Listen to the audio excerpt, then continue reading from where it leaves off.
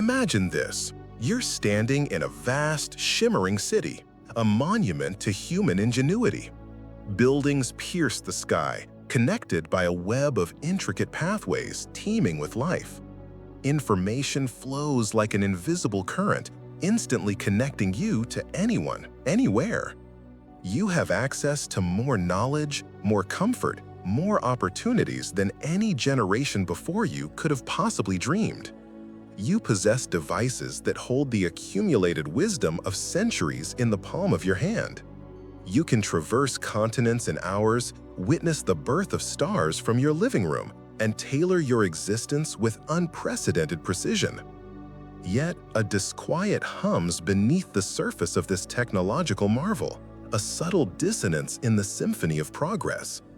Look closely at the faces around you. Behind the glowing screens and hurried footsteps, do you see an unadulterated joy, a vibrant enthusiasm for life itself? Or do you detect a weariness, a subtle hollowness in the eyes, a sense of something vital being slowly eroded? Consider the paradox. In a world designed for connection, why do so many feel profoundly isolated? In an age of boundless information, why is genuine understanding so elusive? We chase productivity with relentless fervor, optimizing every moment. Yet where does all this efficiency lead us? Are we building a society that serves human flourishing? Or are we, inadvertently, constructing a gilded cage? Think about your own days. How much of your time is truly yours, spent in pursuits that ignite your soul and nourish your spirit? Or are you caught in a relentless cycle of obligation, consumption, and digital distraction?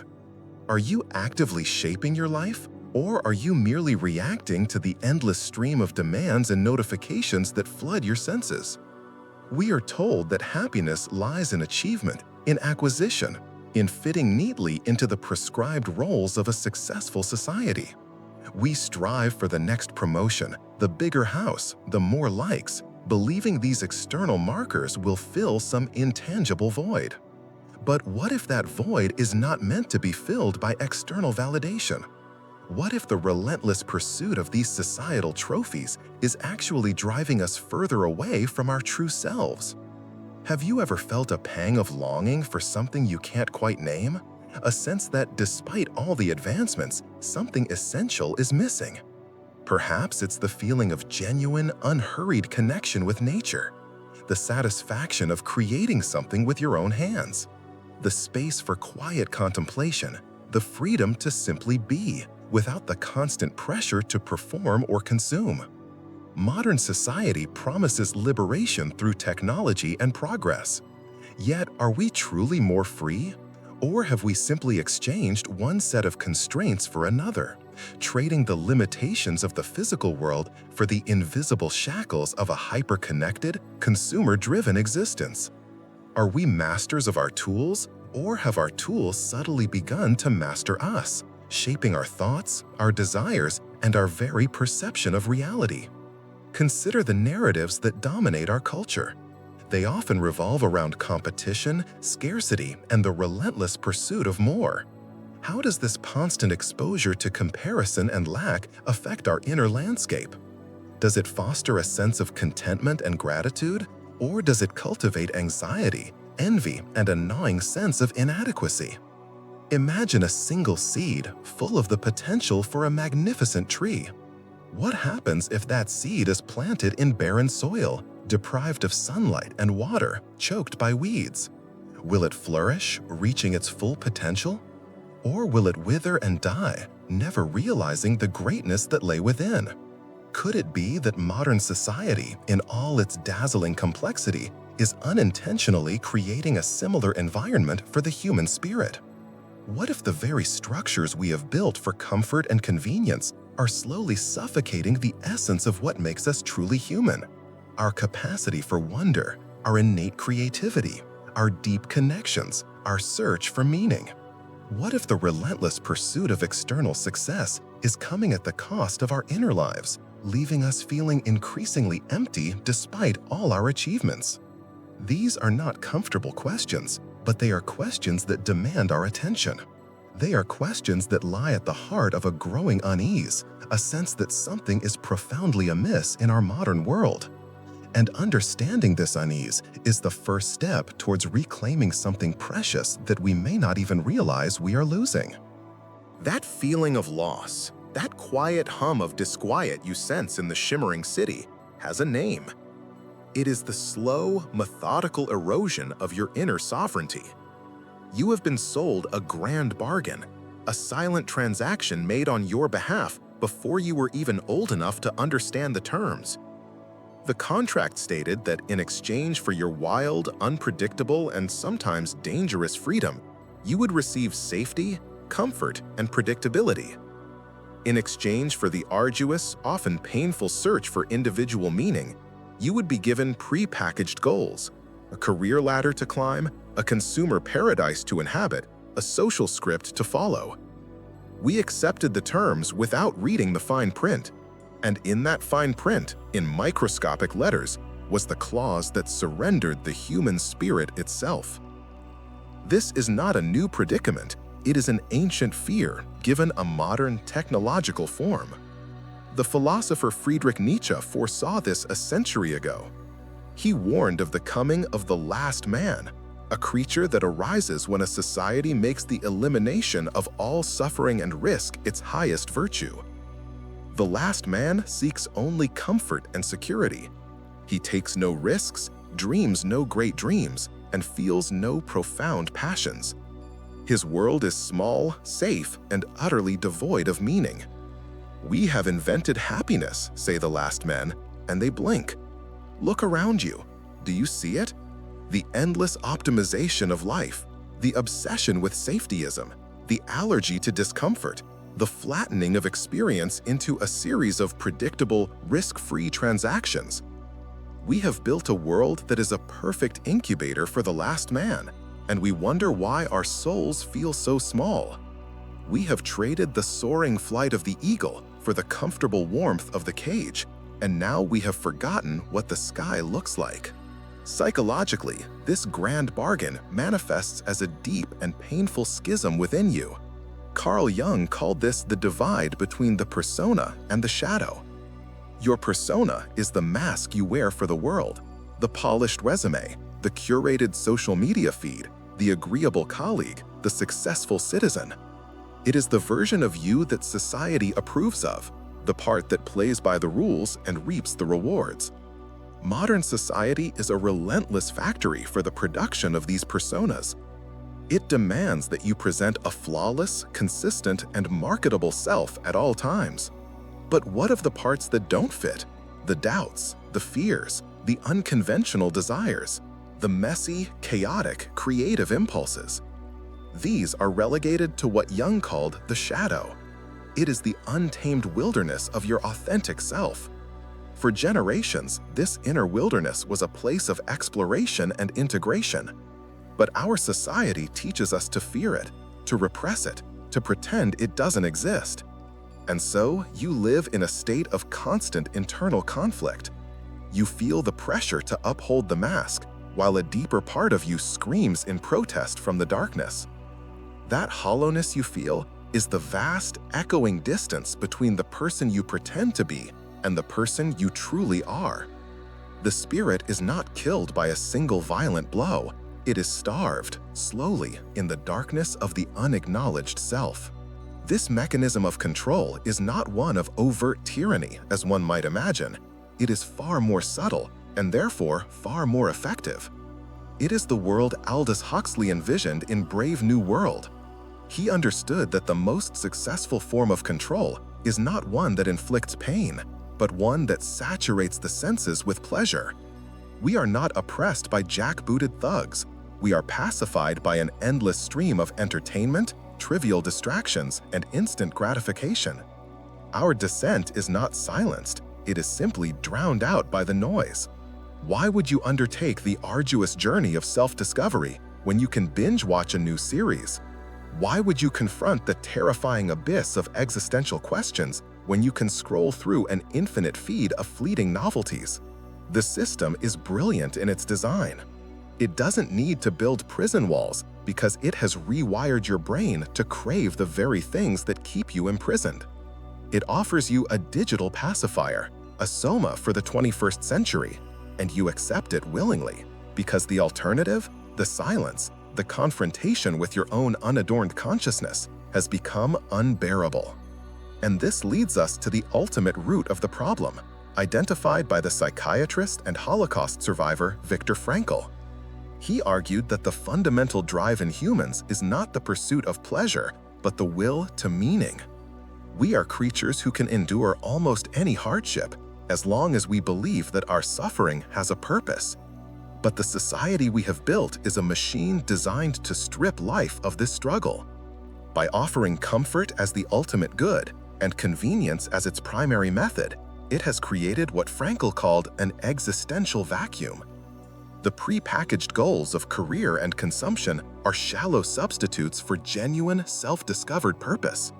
They are like salt water to a man dying of thirst. They provide a momentary sensation of fulfillment, but leave you emptier than before. The human spirit does not thrive on ease. It thrives on overcoming resistance. It finds its strength not in the absence of burdens, but in its ability to carry them. So, the hidden problem is this: you are living within a sophisticated system that, under the guise of progress and happiness, is actively dismantling the very conditions necessary for your spirit to thrive. It encourages the bland conformity of the last man. It forces a fracture between your social mask and your true self. It pacifies you with meaningless pleasure, and it robs you of the essential struggle that forges meaning.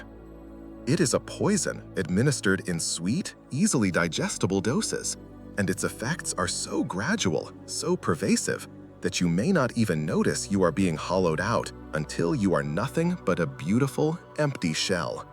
The question now is, what does this slow poison do to you?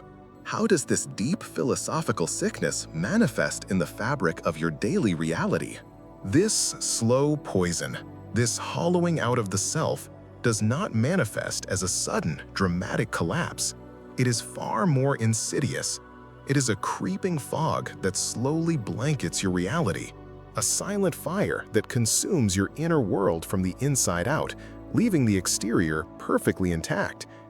Its consequences are woven so deeply into the fabric of your daily life that you have been conditioned to perceive them not as symptoms of a sickness, but as the unchangeable features of modern existence. Consider the pervasive hum of anxiety that has become the background music of our age. This is not the acute fear of a tangible threat. It is a chronic, free-floating dread. It is the psychic cost of maintaining your persona. Every moment you spend curating your image, suppressing your authentic self, and performing for an invisible audience, you are stretching a rubber band inside your psyche. The tension becomes your new normal. You feel a relentless pressure to be more productive, more interesting, more perfect, yet you are haunted by the feeling of being an imposter. This is the logical outcome of a life lived for external validation. You have become a performer in your own life, and the stage fright is perpetual. Neurologically, the system is actively rewiring you. Your capacity for deep, sustained attention, the very faculty required for introspection, creativity, and genuine connection, is being systematically dismantled. Every notification, every swipe, every click is a tiny hit of dopamine, training your brain to crave constant, shallow stimulation. Your mind, a tool once capable of building cathedrals of thought, is being reforged into a device for rapid-fire information processing. You may find yourself unable to read a book for more than a few pages, unable to sit in silence without reaching for your phone, unable to follow a single train of thought to its conclusion. This is not a personal failing. It is the result of living in an environment designed to fracture your focus. You are being conditioned into a state of perpetual distraction, a cognitive fog where profound thought and self-reflection cannot survive. This leads to a chilling consequence: the outsourcing of your own mind. In an age of information overload, you naturally seek shortcuts. You allow algorithms to curate your reality, feeding you a diet of content that confirms your existing biases. These systems are designed to give you what you want, But what you want has been shaped by the system itself. It's a closed loop. Your opinions, your tastes, even your desires are no longer forged in the fires of personal experience and critical thought. They are suggested to you, sold to you, fed to you. You begin to feel like a passenger in your own life, your choices subtly guided by invisible forces you don't understand. The voice of your own intuition, your inner compass, grows fainter and fainter until it is drowned out by the noise of the crowd and the code. On a societal level, this inner emptiness creates a desperate hunger for belonging. But without a strong sense of individual self, this manifests not as healthy community, but as fragile, aggressive tribalism. When you don't know who you are, your identity becomes pathologically entangled with your group, your political party, your nationality, your chosen subculture. The group's narrative becomes your narrative. Its enemies become your enemies. This is not a bond of strength, but a huddling together of hollow shells, seeking warmth and identity from the fire of collective outrage. Critical thinking is abandoned in favor of ideological purity. We have become a society of warring tribes, not because we are so certain of our beliefs, but because we are so fundamentally uncertain of ourselves. Even the acts of rebellion are co-opted and commodified. The system has become a master of psychological jujitsu. Do you feel a longing for authenticity? It will sell you artisan products and authentic experiences. Do you crave spiritual depth? It will offer you mindfulness apps and weekend enlightenment retreats, neatly packaged and priced. Every genuine human impulse for connection, for meaning, for rebellion is identified, targeted, and sold back to you as a consumer product. The escape itself becomes another room in the prison. Your very desire for freedom is harnessed to fuel the engine of the machine that confines you. You are living in a paradox. You are freer than any human in history, yet you are bound by invisible chains. You are more connected than ever, yet you are profoundly alone. You are surrounded by abundance, yet you are starving for meaning. This is the unseen trap. It's a cage with no bars, a master with no face. It operates not through force, but through seduction. It works not by breaking your will, but by making you forget you ever had one. You feel the weight of it now, don't you? The quiet desperation of a spirit suffocating in a world of comfort and convenience. The natural response is to fight, to push back against the system, to rage against the machine. But what if that is exactly what the system expects? What if the very act of fighting the cage only serves to reinforce its bars? What if the path to liberation lies not in a frontal assault, but in a radical act of rebellion so subtle and profound that the system has no defense against it? The fundamental mistake is to believe the cage is external. You look at the glittering city, the relentless flow of information, the societal pressures, and you see the bars of your prison. But you are mistaken. The cage is not made of steel and concrete. It is woven from your own habits, your own appetites, your own unquestioned assumptions. It is a prison built within the architecture of your own mind. Therefore, you cannot smash it with a hammer from the outside. The rebellion cannot be a loud, violent riot in the streets. That is a language the system understands, a threat it knows how to contain, co-opt, or crush.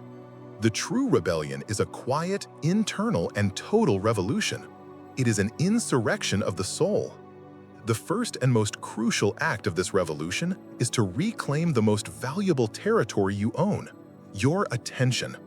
The modern economy is at its core an attention economy. Every corporation, every algorithm, every political movement is locked in a zero-sum war for a piece of your consciousness. They need your focus to sell you a product, an ideology, or a distraction. To consciously withdraw your attention from their grasp is the ultimate act of defiance. This is not about a simple digital detox. It is about becoming a fierce and merciless guardian of your own mind. It means choosing with deliberate and ruthless intent where your focus goes. Practice the art of monotasking. Read a physical book from cover to cover. Take a walk in nature without a device. Sit in silence for 10 minutes and simply observe your own thoughts without judgment. At first, this will feel like torture. Your nervous system, conditioned for constant novelty, will scream and protest. But with practice, you will forge your attention into a tool, a sharp blade with which you can cut through the noise and begin to carve out a space for your own thoughts, your own feelings, your own being. This is your declaration of cognitive sovereignty. The second act of rebellion is to actively hunt for hardship. The system has sold you a gospel of comfort, a promise that a good life is an easy life. This is the most debilitating lie you have been told. The human spirit does not atrophy in the face of adversity. It atrophies in the absence of it. You must therefore reject the Prozac-like comfort on offer and choose your own struggles. This is the wisdom of the Stoics, who practiced voluntary poverty and discomfort to inoculate themselves against misfortune. It is the wisdom of Nietzsche, who understood that one must have chaos in oneself to give birth to a dancing star. So, take the cold shower, learn the difficult skill, have the conversation you have been avoiding, push your body past the point of exhaustion. By choosing your own burdens, you transform yourself from a fragile object that must be protected from the world into an anti-fragile force that grows stronger through stress. You are telling the system, I do not need your cheap comforts. I can generate my own strength. You become the blacksmith of your own soul, and the fire you use is the very hardship you were taught to fear. The third act of rebellion is to create more than you consume. The system has designed your role to be that of a passive receptacle, a consumer of products, media, and opinions. To rebel is to invert this dynamic. The act of creation is a profound statement of agency. It does not have to be a masterpiece. Write a single honest paragraph. Cook a meal from scratch with deliberate care. Build something with your hands. Plant a seed and tend to it. When you create, you are not merely making an object, you are externalizing a piece of your own spirit. You are proving that you are not just an endpoint for data, but a source of novelty in the universe. This act reconnects you to a deep, primal part of yourself that has been sedated by passive consumption. It is a reminder that you have the power to shape reality, not just receive it. Finally, the fourth act of rebellion is to actively seek and take responsibility. The existential vacuum you feel is the direct result of a life stripped of meaningful duties. The system encourages this, offering to manage your finances, your health, your relationships, your thinking. To rebel is to seize responsibility with both hands. Take full, unconditional ownership of one small corner of the world. It could be mentoring a younger person, caring for an aging relative, mastering a craft to the point of excellence, or dedicating yourself to a local cause. Responsibility anchors you. It pulls you out of the swirling vortex of self-obsessed anxiety and plants your feet firmly on the ground. Viktor Frankl observed in the concentration camps that the survivors were often not the strongest physically, but those who had a responsibility, a person to see, a work to finish. Meaning, he realized, is not something you find, it is something you build through the commitments you make. These are not life hacks, they are acts of quiet insurrection. They are ways of living that are fundamentally incompatible with the operating system of the modern world. By seizing your attention, embracing hardship, creating instead of consuming, and shouldering responsibility, you are unplugging yourself from the machine. You are starving it of its fuel. And as you begin this rebellion, this slow, deliberate process of reclaiming your own mind and spirit, you will start to notice something strange. The world itself doesn't change, but your perception of it undergoes a radical transformation. The bars of the cage begin to dissolve, not because they have been broken, but because you are realizing they were never really there. And this discovery points towards the final, most powerful realization of all. As you persist in this quiet rebellion, the world begins to shimmer, to lose its hard, definite edges. The acts of reclaiming your attention, embracing hardship, creating, and taking responsibility, these are not just strategies for a better life. They are incantations. They are meditative practices designed to awaken you from a lifelong trance. The cage you felt trapped in begins to dissolve, And you are faced with the most terrifying and liberating realization a human being can have. The ultimate truth is not that you can break free from the prison. It is that there was never a prisoner. The entire structure of modern society, with its relentless demands for conformity and consumption, is predicated on one foundational lie: that you are a small, fragile, separate self, an ego isolated within a body, at the mercy of a vast and indifferent world. It is this manufactured self, your persona, your resume, your social media profile, your collection of achievements and anxieties, that feels oppressed, hollowed out, and spiritually starved. You have spent your life trying to protect, validate, and save this self, believing it to be the very core of your being. But it is a phantom. It is a construct, a collection of thoughts, memories, and social conditioning that you have been taught to call me. Society did not kill your spirit. It did something far more clever. It convinced you to mistake a ghost for your soul, and then it taught the ghost to be afraid. The system's power is not in its external force, but in its ability to hold your own identity hostage, an identity that it helped you create. The final, most powerful realization is this: you are not the ghost. You are not the persona. You are not your thoughts, your achievements, or your fears.